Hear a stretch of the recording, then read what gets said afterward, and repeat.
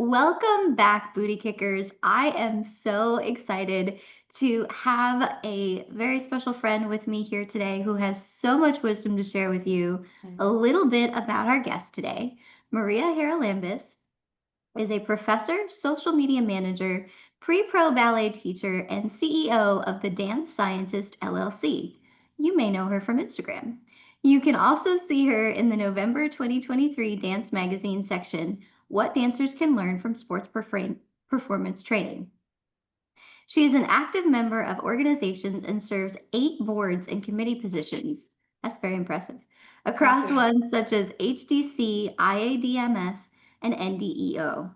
She holds certifications in Stop Pilates, NASM, NSLS, Acrobatic Arts, Rock Tape, and Cicchetti.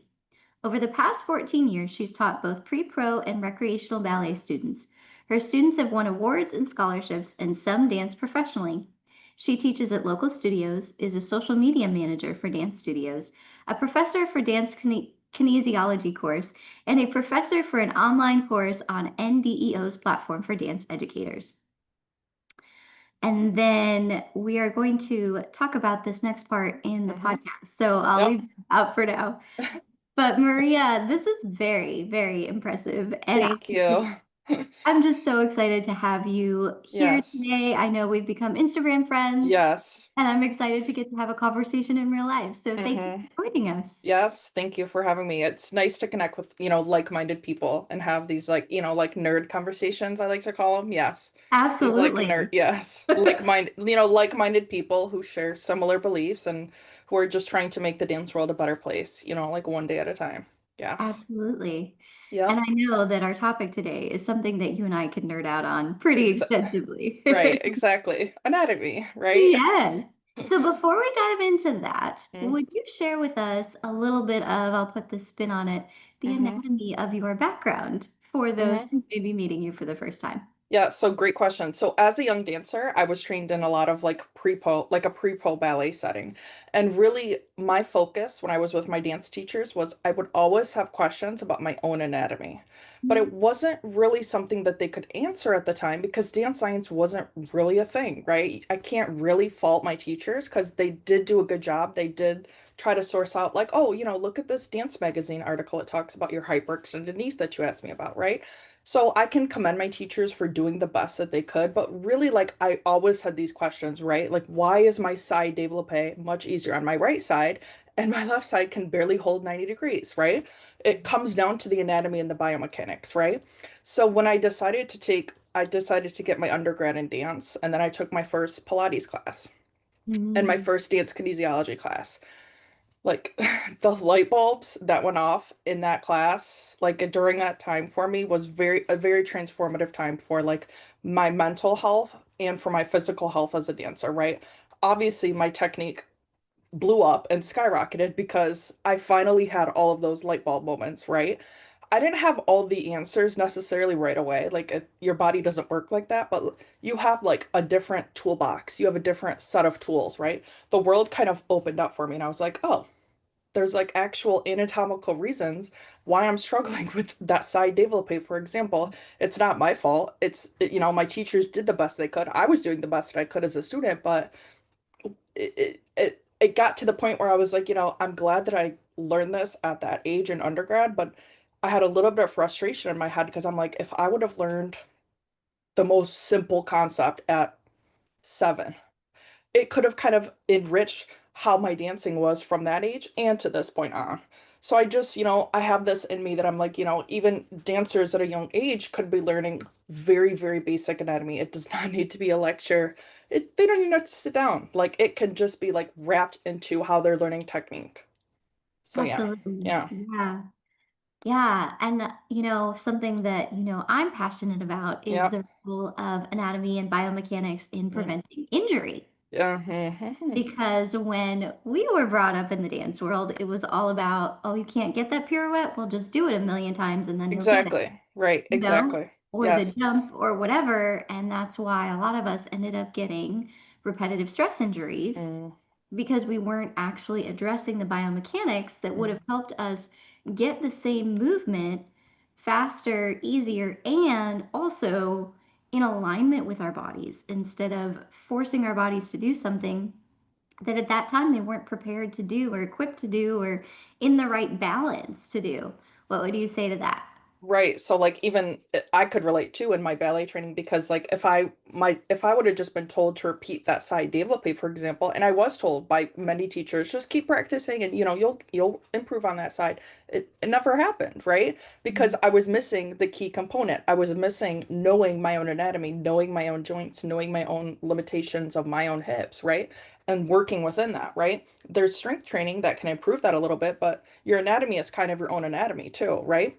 And again, like I can't really fault the teachers that I grew up with because I think they did their best to source information that was available because dance science just wasn't a thing as it is today. But now there's really no excuse in my opinion because like the information is everywhere, right? And Yeah. it's different now. We can't just tell our dancers to just keep repeating a pirouette just to improve it, right? Like we need to do better than that. Even if that's how we grew up, our dancers deserve better in my opinion. So.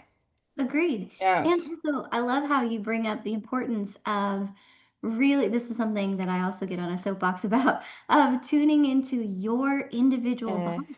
mm, Because not all bodies are designed the same. There is not, mm, as much as I, respect the mm. one size fits all programs that are out there, the Right. truth is there's not a one size fits all. And No. just because this is in some thing that you saw on the internet Mm, doesn't mean that it's going to work for your body the same way mm, because you may have an entirely different structure. mm. And that's really like the negative side of social media, right? That's like one of the biggest things that we see with our young dancers is like, they're impressionable at that age. They have those young brains that, they can't necessarily see far into the future, right? Like our brains are more advanced and we can obviously, more develop, our development speaks into the proper way to train, right? Whereas like a 7-year-old sees, for example, a professional dancer doing something on Instagram and they're like, oh, if that dancer is a professional, then I'll just do that exercise and I'll become a professional in a week, right?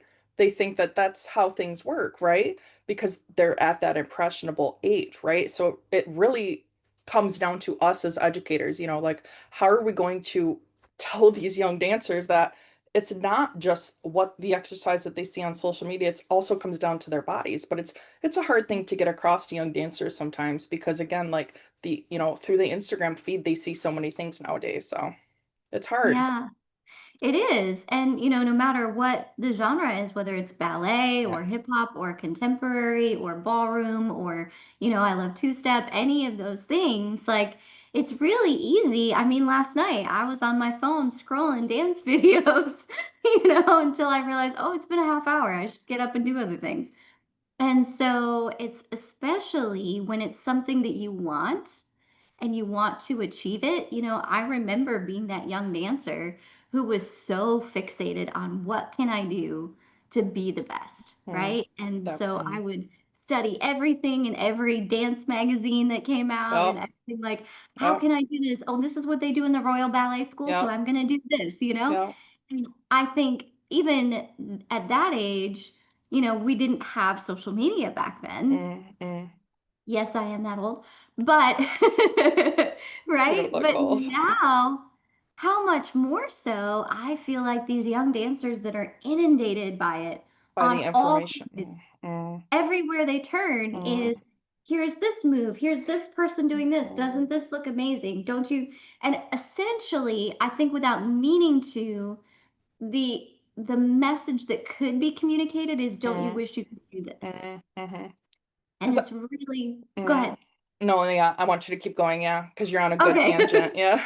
So I was gonna say jump in Yeah, anytime. yeah. And it's really hard, I think, sometimes for young dancers to Mm, differentiate between this is what's accessible to me now, mm, this is what's possible, right? Like what you see may be possible for you, but there may be a little bit more training mm, required to get there, or you may mm, need to adjust your body mechanics.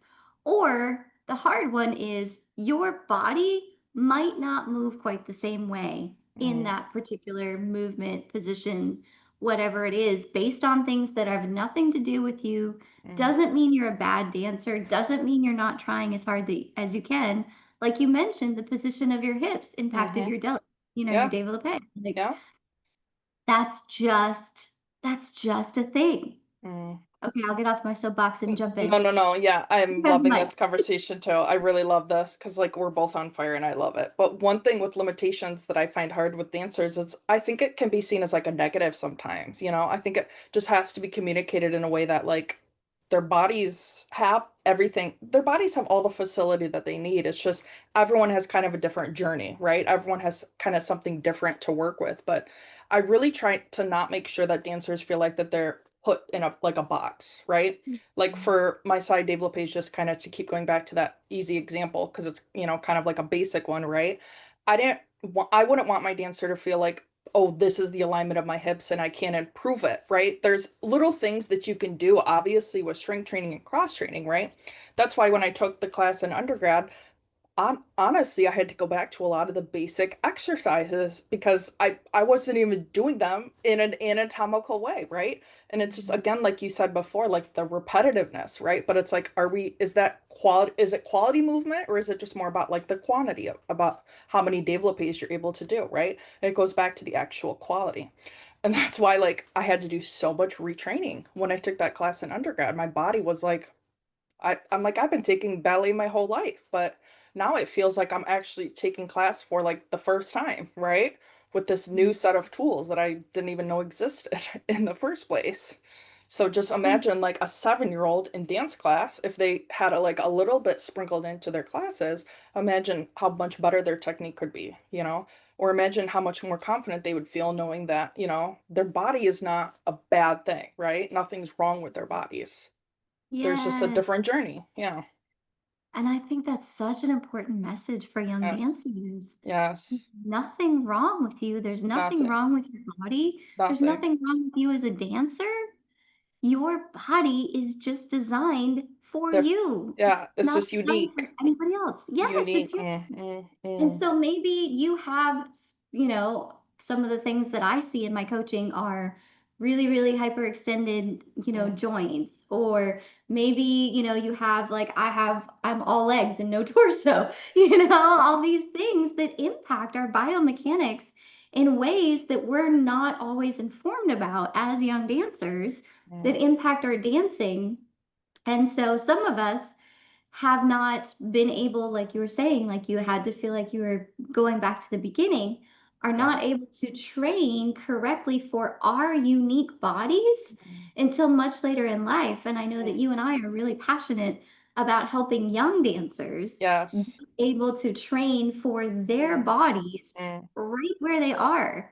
Yes. So, for a second, I would Mhm. love for you to speak to Mhm. that 7-year-old or 11-year-old or 15-year-old who Yes. will be watching or listening to this. What would you say to Yes. them? Yes. One more thing I'd like to add real quick too about like, Please. my experience. Yeah. Because again, like I think dancers deserve better than my experience was, right? I think dancers deserve to know anatomy before they get to undergrad, right? Because I feel like basically like the two times that they're introduced to anatomy is if they end up getting a degree in dance, when they take classes in undergrad, right? And their eyes are opened a little bit, or if they get injured and they Yeah. suddenly have to start seeing like a dance PT, for example, and they start learning things about anatomy, right? Those are kind of like the only two times that I see it like, dance teachers feel it necessary to start teaching them anatomy, right? Because we see it as like black and white. We see it as like, okay, this dancer doesn't have a developed brain yet, so they can't understand complex anatomy concepts, which is true, right? But it's actually like a full line about how we can be teaching things, right? It doesn't just have to be the most complex concept in the world, like I was saying earlier, right? How can you improve how a 7-year-old is doing their plie, right? So it can be more anatomical. I really want people to have a better upbringing than I did so that they're not getting to undergrad and being like, oh,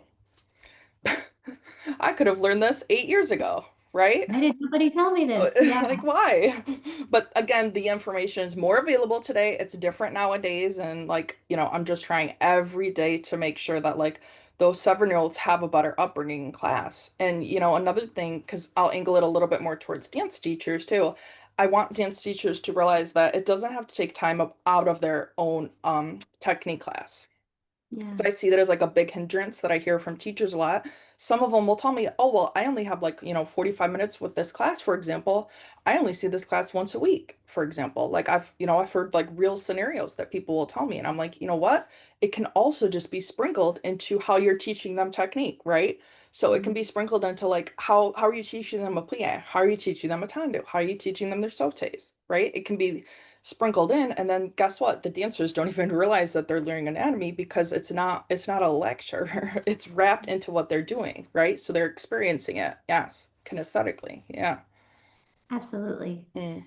So, how, without giving away all of your secrets, how do you, Mm, we'll take this approach. How do you, mm, as a dance educator, no, include in the context of a mm, class, which can already be a lot for a dance mm-hmm. teacher? Yep, Also, having been a dance educator myself, there is a lot yep, of pressure and not a lot of exact. time, a Yes. lot of moving parts, quite Mm, literally, mm, a lot of different dancers. mm, So, what are some of the things that you have found helpful mm, as a dance educator mm-hmm, to help the student learn to tune into their mm. own bodies? Mm-hmm.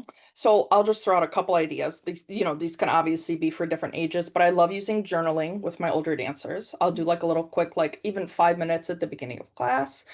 We can also, that can be angled, journaling can be used for a lot of things. It doesn't just have to be towards like mental health. Like they could also use it to just remember choreography, or maybe you have them write down like three important corrections after their technique class, right? So journaling is really like a big stepping stool, in my opinion. It doesn't just have to be towards their mental health, obviously, which it does benefit too, because they're reflecting and they're releasing those negative thought patterns, right?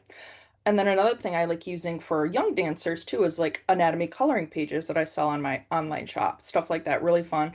I also sell flashcards that teach anatomy in fun ways. I sell ballet vocab cards. And so these are more imagery based, fun that you can sprinkle into technique class. Again, you're not taking time away because you bring out the picture and you're like, oh, look at this beautiful plie. Let's work on our plies today. Read the paper, read what the little anatomy says. I also sell anatomy Tandu songs that I just created about a week ago. They're really fun. So Uh-huh. yes, they're super fun. They teach like the turnout with like, use like common songs that people Yeah. know. Yeah, like, yes. So Could you can you yes. give us an example of one? You don't have to do the whole thing. There's like the do re mi with the turnout. Like we use our Yeah. turnout. Yes, there's like cute ones like that. Yeah. Oh, I Yeah, love there's that. like 20 of them, so I don't want to like misspeak on like each one, but yes, Totally fine. yeah, we'll link my Shopify store because I saw like Yes. all kinds of stuff like this, yes. But Yes. like making it fun for young kids, right? Making it fun because if you can make it fun while still teaching them anatomy, then you found the perfect balance in there because they're not going to remember a sit down lecture, right? But they're going to remember something fun, like, "Ooh, we worked on our turnout today. We used stickers in our on our hips today. We Mhm. loved it." Yeah. So they'll remember little things like that. And again, you're teaching them anatomy without them even realizing. They don't really realize. They're just like, "Oh, we learned plies today. It was really fun." Yeah, Yeah. we learned not to spill the ice cream. I know that's Exactly. one of the No, ones. I yes, I love stuff like that. The ice It's cream, brilliant. everything. The rainbow foot. Yeah. I Yeah. love imagery. Yes, yes. And that stays with them. And Kids, so, yes. whether they are 7, I feel like even at 4, they can start to retain some of those things. They're not going to have the whole concept, but they're going to understand. Oh, if I stand, like one of my favorites was, to help them not over pronate is, Mm. are you squishing your butterfly? I call it the Mickey Mouse. Yep. Yeah. Yes, yes, they love it. So and so they'll understand, "Oh, I need to not squish my butterfly," which Exactly. helps them keep their feet in the correct anatomical Mm, position mm. And again, without that's having to mm, understand that all. that's an Go ahead. example. You're teaching them anatomy, right? That's a great example. You're teaching anatomy, but they don't really take it as, oh, I'm learning a sit down lesson, right? It's wrapped into how you're teaching them. You're not teaching them, here's the femur, here's the this, here's the fibia. They don't need that right now. No, just teach them Yeah. fun imagery that they'll remember. Yeah.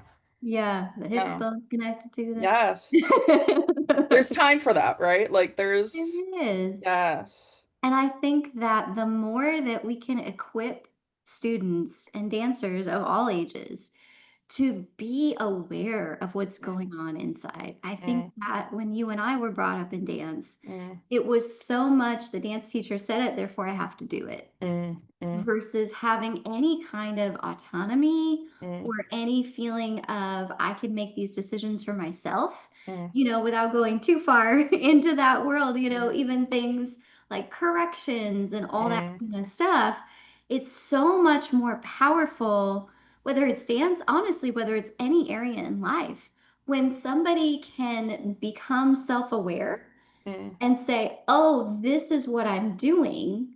This is what I want to do about it, or this is mm, how I can change it, or this mm, is how I can take ownership of my own growth mm, in this area. What would you mm. say to that? Yep. And, just to speak to that too, like I've had pre-pros and like train at studios that I teach at and who are now dancing professionally, right? And even some of like the fun imagery that we were talking about a second ago, I still will even use with my pre-pros because these things just go a long way, right? Like when you find those cues that really work for kids that just kind of click with their learning style and you can tell that are helping them, like I'm going to stick with those, because they're obviously helping them. So it's not only for young dancers because it also can layer into obviously whatever ages you're teaching here because I also believe that ballet can be made fun for any age, not just young dancers, it doesn't have to be just the standard tendus, in my opinion, right? We can sprinkle in different things. We can even use props with older dancers. Why does it have to stop at age 7, for example, right?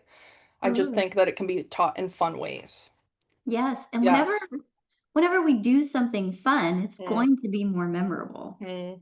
The So brain, even if the you brain have remembers. Yeah, so even like you said, if you have pre-pros who are super, super advanced, and then you pull out one of these, cues like don't squish the butterfly or don't spill the ice cream, Yeah. all of a sudden the room's gonna laugh and they're gonna remember, and they Yes. might not, again, have all the anatomical context, but they're going to understand the anatomical principles. Mm. Because not every dancer has to memorize every part of the skeletal system, Oh, they really don't. which would be exhausting for most No, of the it day. would. And even like another thing that you reminded me of too, there's a lot of things to do with like the studio's culture, right? Mhm. Sometimes like the culture of the studio is just different and where like I feel for dance educators sometimes because they'll come to me and they'll in my DMs and they'll send me messages and emails sometimes and they'll be like, what do I do because I'm in this situation where I only have 30 minutes, for example. And maybe the culture of the studio where they're at is like they have to meet these certain expectations with the kids, right? They have to get their single pirouette, for example, by May, just to throw out an example, right? So there are some cultural differences that I do understand. And I'm not just saying, just use all of my cues and tips and everything will work in your environment because it's just not really realistic, right? Everyone Yeah, kind of has like a different context, different things to consider. So, yes, I yeah, hope that helps. definitely. And Yeah. that goes back to being aware of your culture, your environment, your Mm, students, what your students need, what they respond to. mm, I had just a fun side story, but I was teaching a stretch and strength conditioning class, and there was a girl who did not want to be there mm. at all and made sure that everybody knew she didn't want to be there. And she Okay. made class very challenging until one day I turned it into a spy mission. And I don't even know why I did. I just did. You just decided to have fun one day. I Yeah. just decided to have fun, and oh my goodness, the way that she completely turned around Mm, and got excited and made mm. sure everybody else was following the rules and doing what Oh. they should do. And Mm, after that, they come back and be like, "Can we do a spy mission again this week?" mm, And they came up with code mm, names and everything, and so totally changed a class. We mm, were like, "Oh, okay, we have to do conditioning now too. mm. Let's go get the secret documents, let's go." Yes. And I And could still do all the mm, same I movements, was just gonna say. but I was telling the Mm, story of why we were doing the movements in the mm, context of a spy mission, mm, and now they were excited about it. And, these girls were between probably 8 and 12 years old, and so it mm, just much more than, okay, when you do this, you strengthen this part of your body, which is important, and we did talk about that while they were doing it. But in the context of the story and the Mm, spy music and everything, now we just gave them the same material, but in a way that was fun and exciting and engaging and mm, something they looked forward to mm. instead of, oh, we have to do this again. Mm. And I think it's a great point that you bring up too, because I think it's hard for some studio owners and for some different teachers and even some parents to understand sometimes, right? Because if they see like the layout of a class, for example, switch one day, maybe if they don't really understand that what you were saying is like you're still teaching the same material, right? So like me, for example, one day if I have like a fun ballet class one day with my kids, like I'm still getting the same amount of technique and like lessons across to them, if that makes sense, right? Yeah. Not every day has to be a physical class because there could be different anatomy lessons sprinkled in, different journaling things sprinkled in, but it's still, in my opinion, the same quality of class that they would be getting, right? You're just altering how you're explaining it to them, right? To keep their brains engaged. And I think that's the most responsible thing that you can do as an educator is, focus on the kids in front of you, not just about what the lesson plan that you have to teach is, right? I have to teach my kids plies today. Well, guess what? There's more of like the student-centered, pedagogy where it's like, teaching the kids in front of you, right? What could these kids use today? Like right now. Yeah. Yes, and being sensitive to the way Yeah. that each student learns. Yes, exactly. The learning styles. That's Yeah. another thing, right? Kids are, if teachers don't really have this knowledge, kids can be faulted if they're like, oh, I was telling this kid to straighten their knee for, 8 years. And it's like, okay, well, in my opinion, it goes down to like, how are you cueing, what strength exercises the dancer doing, like maybe there's a little technique, thing that is maybe got embedded from a young age, right? But it's not the kid's fault for not understanding your cue, or for not being able to execute the cue, if that makes sense, to make that improvement, It's not the kid's fault. That just, Yeah. it just tells me that like, like they've hit a wall, the teachers hit a wall with that cue and they need to just think about improving it. Or maybe the students hit a wall also. Maybe the Exactly. student It's had a really stressful day at school mm, and has processed all the things they can process, mm, which I think sometimes goes back to this is a whole other conversation, but sometimes goes back to as an educator, am mm. I approaching the class based on what I want to accomplish today, which is Right. important, Like, yeah. or am I approaching the class based on this is what we need to get accomplished Mm, today? And also, this is what my students need to have a mm. successful class. Mm. Like for me, I like finding like like a balance with my ballet classes, right? Because obviously, for example, if I'm trying to work on these kids' pirouettes throughout the year, but guess what? I don't just have to be working on just your classic pirouettes because I know that there's like hundreds and hundreds of other things that I can be doing that are more fun that are still going to work on their pirouettes. But it's not just doing 32 pirouettes for 8 months, that's not going to help anyone, right? So Yeah, like you're still able to get the skills across by the end of the year, but there's maybe just a different journey, a different way of approaching it, There's yeah, like that balance that can be found in the pedagogy where you're just, and it's like a two-way street with you and the students. yes. And I love how you have so many tools and resources available because, Mm, the educator can bring up the concepts and yes. then the students can have the tools to take the Mm, learning further on their own, whether they're, mm, you know, mm. like coloring, I'm thinking of Yes, I have like coloring goal on their sheets. break Yes, I have or, goal sheets. Yes, little yeah, goal see, sheets. Yep. I think that's Journaling. fantastic. Yes. And you So created those because you saw the need. exactly. Try to fill the need.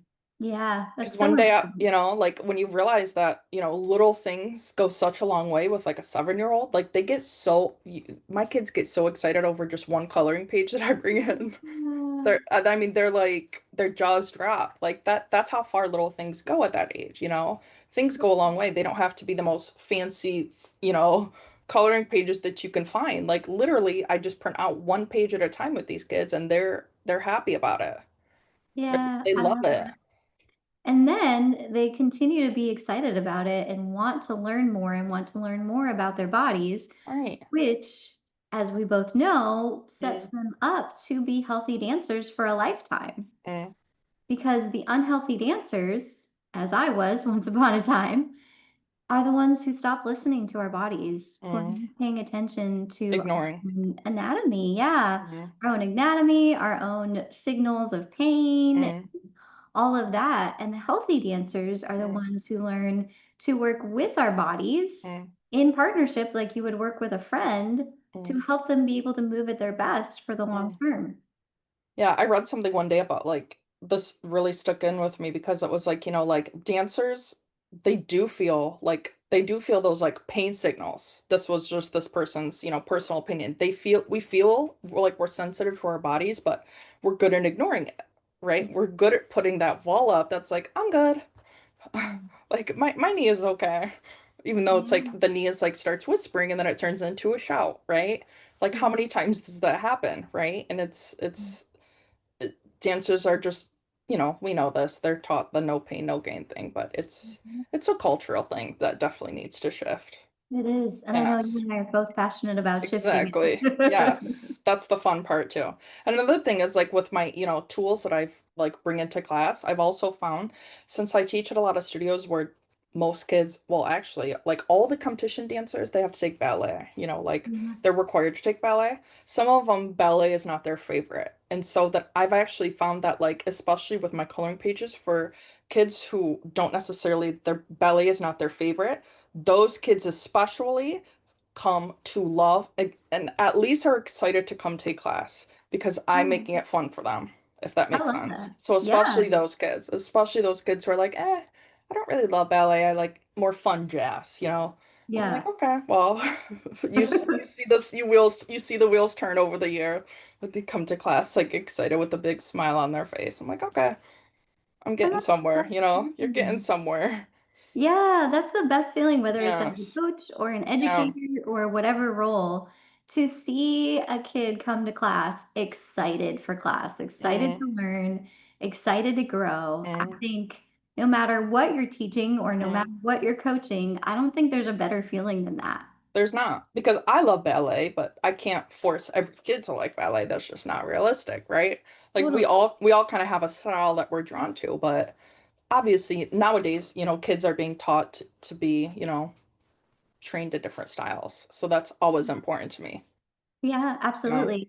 And all the more important for something like ballet that is so foundational Mm, for them to really have an understanding of those foundations, especially when it comes to things like anatomy and biomechanics and technique that they will carry with them into other dance styles, exactly. whether they realize it or not. Mm. And I just hope I can, my thing is just trying to make ballet as fun as possible while still learning. I love it. Yes. I love it. That's awesome. Well, there was only one thing that I want to go back and do with Yes, of you. course. You and I could talk all day. Literally. But if you were going to have a conversation Yeah. with that 7-year-old, Mm-hmm. Yep. Mm-hmm. let's close with what you would say to that 7-year-old dancer. So one big thing I would first say to them is, like everybody has their own limitations, right? Like even Misty Copeland, for example, every professional dancer that you see out there, they went through some hard times with their physical limitations, right?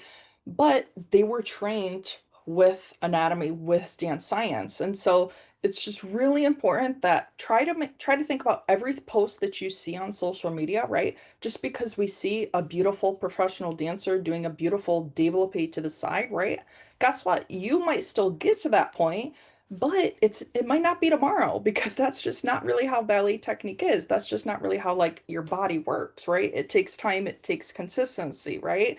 So just I want dancers to still feel like they can still be inspired on social media because I do feel like it can be a positive place for them as, there's obviously the positives and the negatives, but if they feel like social media is a positive place, I don't want them to feel like it's ruined, right? I just want them to think in their back of their heads, like, okay, I can see this beautiful dancer, I can admire it, and I can have respect for them, and I can really still look up to this dancer, but then I can think, okay, I still have my own journey that I have to remember in my head too, just like Misty Copeland had her own journey when she was 7 years old, just to kind of to make an example there. Yeah, so just remembering your own personal journey is unique.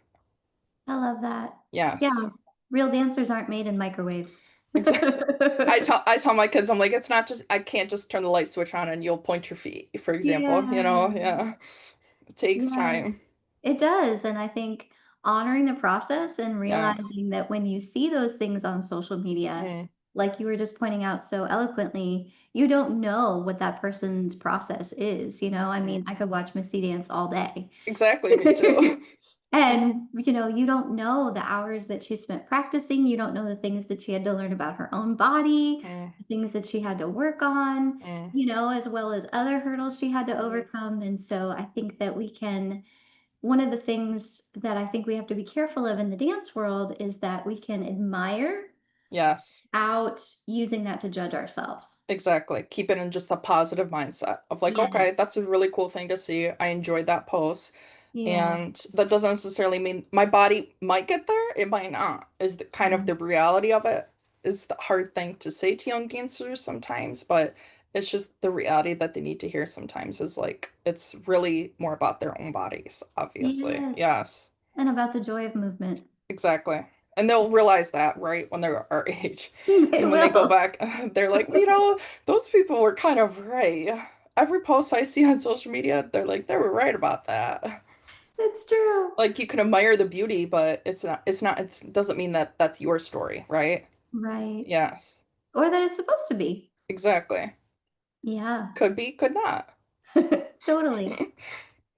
Well, Maria, I know you and I could talk all day about this, and I would love that, but I This know was amazing. this was amazing.